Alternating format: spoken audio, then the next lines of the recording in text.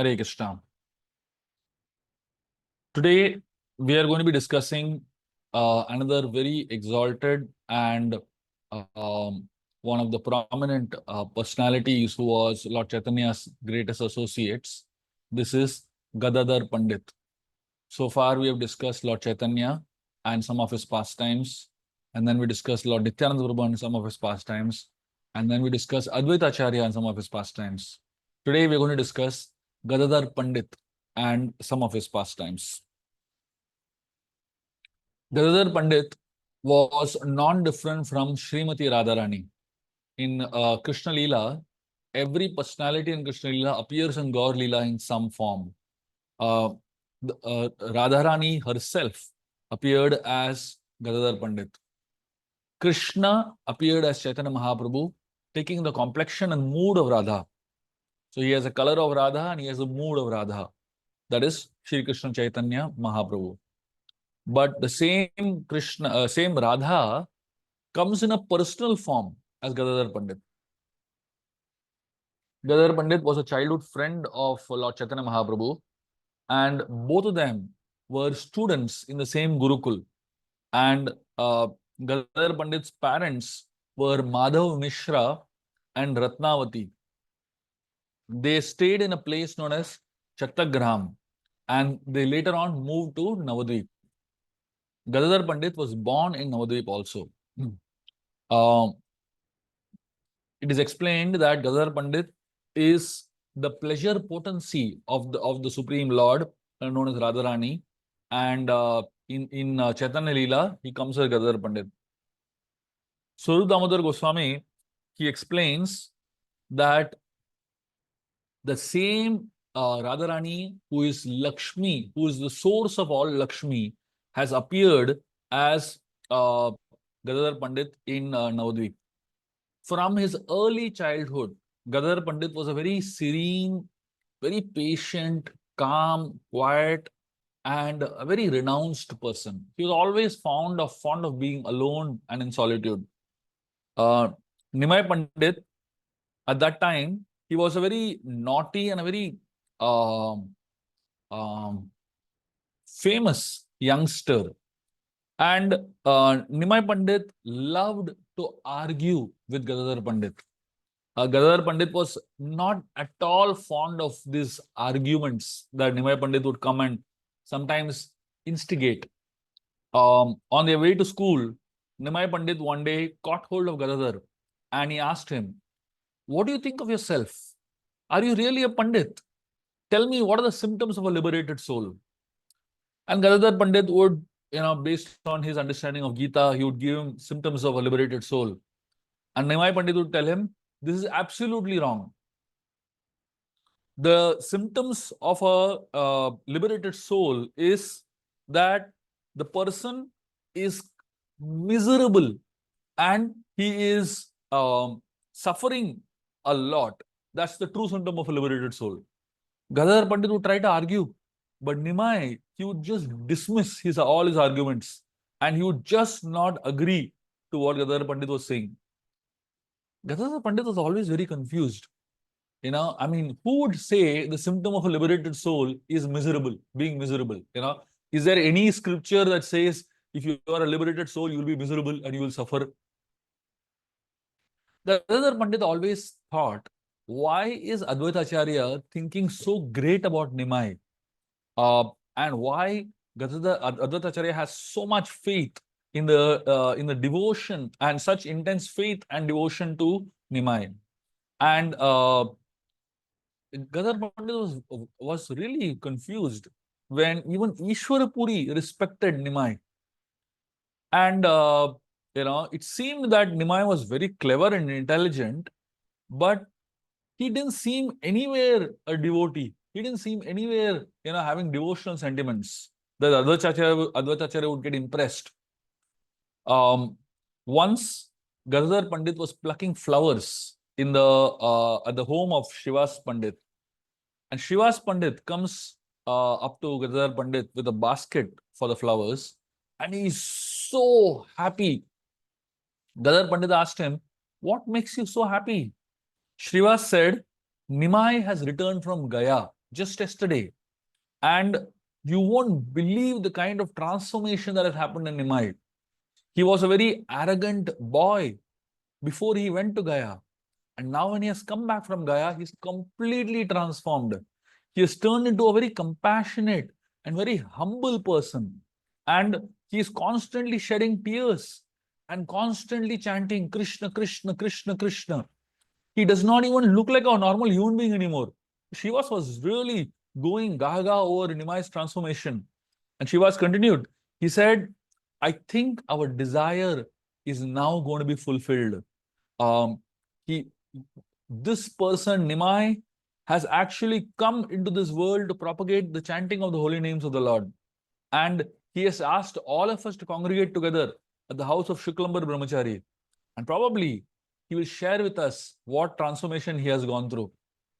Gadadhar, his first instinct was, uh, even though I'm not invited, I will go there. I also want to know what has caused such an incredible change in Nimai. And Gadadhar went there. He was not invited by Nimai, but he still went there. And he hid himself in a, and tried to understand what is going on there. And Nimai, he stood in the middle of the courtyard in Shuklambar Brahmachari's house, and he uh, he was about to speak, and suddenly he burst into tears, and he started shouting, "Where is Krishna? Where is Krishna? Where is my Krishna?" He said, "He was just now here. Where has he disappeared?" And he began to cry intensely in front of everyone. And with a great thud, he fell down and crashed. And he began to cry again. Where is Krishna? Where is Krishna? And when Nimai got conscious, and at that point in time, Gadadhar Pandit, he got up and walked up to Nimai, and it is said that Gadadhar Pandit always followed behind Nimai just like a shadow would follow, and he was very detached person. And when Nimai saw Gadadhar, he said, "My dear Gadadhar, you have always doubted. You always thought that you always taught me that Krishna should be the goal of our lives, but I have always wasted my time in false pursuits, and I have achieved nothing." He said, "At one time, I was also very close to Krishna, but because of my own fault, I have lost him." So Nimai is asking him, "Can you please tell me, how can I find Krishna? How can I find Krishna? Where is Krishna?" And he was crying like this. And as he was crying like this, Gadadhar Pandit simply told him one simple statement. Gadadhar told him, "Krishna is hidden within your heart." And as soon as Nimai heard that Krishna is hidden within my heart, he began to tear open his chest. And Gadadhar Pandit jumped on Nimai, held his hands very tightly. And Mother Sachi, the mother of Nimai, when she saw this, she was amazed. She ran up to Gadadhar and told him, "You have just saved my Nimai." She blessed him and she told him, "Please stay with Nimai always and remain your entire life with Nimai and protect my son." Gadadhar Pandit, from that point onwards, became like a shadow of Nimai. And Lord Chaitanya Mahaprabhu, through all his pastimes in Navadvip, Gadadhar Pandit was there with him at every single point. Gadadhar Pandit was had a very close friend whose name was Mukunda Datta. Mukunda Datta and Gadadhar Pandit, they shared a very beautiful uh, you know, connection.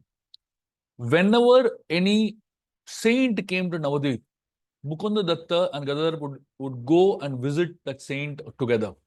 They loved to visit saintly people together. One day, Mukunda Datta told Gadadhar Pandit, "There is a great saint that has come to Navadvip. Will you want to come with me?" Gadadhar Pandit immediately became excited. He said, "Yes, yes, I will come with you." And Gadadhar Pandit, along with Mukunda Datta, went to the house of Pundarik Vidyanidhi. And Mukunda and Gadadhar, when they went to meet went to the house of Pundarik Vidyanidhi, Gadadhar Pandit was totally bewildered because when he saw Pundarik Vidyanidhi, it was completely against everything he had heard about a Vaishnav. Pundarik Vidyanidhi was living in a palace. It was not even a house, it was a massive palace. Pundarik Vidyanidhi was dressed in the most opulent clothes ever possible, literally like the kings. He was wearing all kind of ornaments. His hair was oiled with scented oils. He was sitting on a throne, being fanned by people. He was eating pan in his mouth, and he was spitting in a golden pot. And Gadadhar Pandit was thinking, how can this be a saint? He said, great Vaishnava. He immediately wanted to leave. Mukunda Datta understood what Gadadhar Pandit is thinking. And Mukunda Datta understood that Gadadhar Pandit has doubts in his mind about the greatness of this Vaishnav Pundarik Vidyanidhi. And immediately, Mukunda Datta wanted to show Gadadhar Pandit what a great Vaishnav this is. He began to recite some shlokas from the Srimad Bhagavatam. Mukunda Datta, when he would sing verses from Srimad Bhagavatam, it will appear as if the Gandharvas were singing. And when the sweet voice of Mukunda Datta reciting verses from Srimad Bhagavatam entered into the ears of Pundarik Vidyanidhi, glorifying Krishna, he got into a fit of ecstasy. He began to cry out, calling Krishna, Krishna. He began to roll on his bed. His clothes were torn. He fainted and he fell on the floor. From the throne, he fell on the floor. Gadadhar Pandit suddenly he realized, oh my God, I had ignorantly considered such a great Vaishnav as a materialistic person based on his externals. And I have made a very big offense. And he made a decision. He took a decision at that point in time. Gadadhar Pandit decided that I want to atone for this offense of offending such a great Vaishnav. And the way to atone for this offense of offending such a great Vaishnav is that I will take initiation from him. Gadadhar Pandit was already a sannyasi.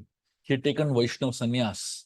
But after being a sannyasi also, he felt that he should take initiation from a grahastha, from a family man, from a person who was married, who had children, who had such wealth, fascinating amount of wealth. But Gadadhar Pandit saw that Pundarik Vidyanidhi's real wealth is that he loved Krishna. And Pundarik Vidyanidhi was an exalted Vaishnav. Gadadhar Pandit went to Nimai and he asked Lord Chaitanya Mahaprabhu that I have such a desire that I want to take initiation from Pundarik Vidyanidhi. Can I take initiation from Pundarik Vidyanidhi? Nimai told him, Pundarik Vidyanidhi is my father. You must take initiation from him as soon as possible.